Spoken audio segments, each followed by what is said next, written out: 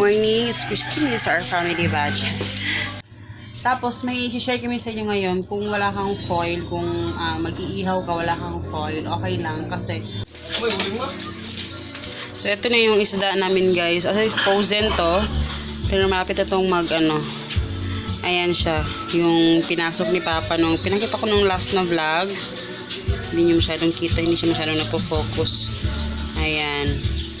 Yan yung ano niya. Tapos, so, ayan, magagamit na namin yung aming sugbahan o Bisaya talaga.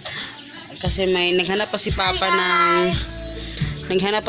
ng wag lupa daw or para ilagay niya muna sa ilalim. Pa talaga yun. Kailangan pa talaga yun, guys. Dahil nilalagyan niya ng hampas lupa. Ayan na si Papa. Ginuha na niya yung dahon ng saging. Mabilis lang kasi nandyan lang naman sa sa i-wrap niya. Ito pa yung sapa. Uy, yung sarap pa. Oo, halubon. Oo. Kailangan niya ang tawag dyan pa, halubon. Iano niya sa apoy para hindi siya mabutas, no? Isa tawag na mabutas. Basta ganun. Basta ganun. So, kailangan nyo siyang iano sa apoy para pag pag wrap doon sa isda is siya, hindi siya tawag doon. Siya mapupunit yun. Hindi siya mapupunit. Para siyang parang magiging ganito na yung niya, diba? So, yan. And then, ito, ilalagay lang natin dito. So, yung ingredients ito, guys, is actually, sige nang diba?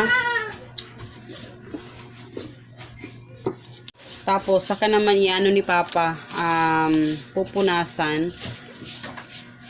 Kaya, ayan. Bago natin ilagay yung isda. Yung ingredients is kamatis, sibuyas, Kaning tanglad. tanglad, At asin bitsin. Asin bitsin. asin, bitsin, At garlic. at garlic. Yun lang. Paminta. Paminta. Yun yung ingredients niya.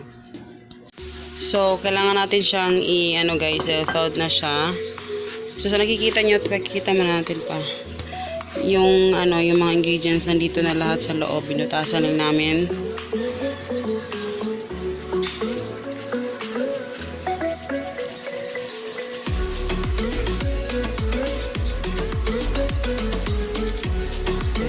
So, diretso na to iihaw. Ayan. So, ayan, guys. Ang laki ng aming ang laki-laki ng aming pero yung aming isdang liit. Ayan, first namin na gamit yan, guys. Guys, nakapagsaing na ako. And yun, sila Papa, hindi sa labas. Yun, niluto pa nila. Ang cute ng aming bangus. So, ayan. At eto, buti may isa pa akong kamatis na natira. Tapos masyado na siyang hinog. Kaya hindi na siya crispy.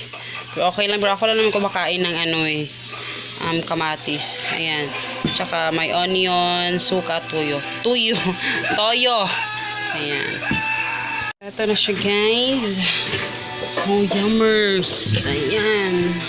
Kain tayo. Ayan, kay Papa, akin, tsaka yung kain.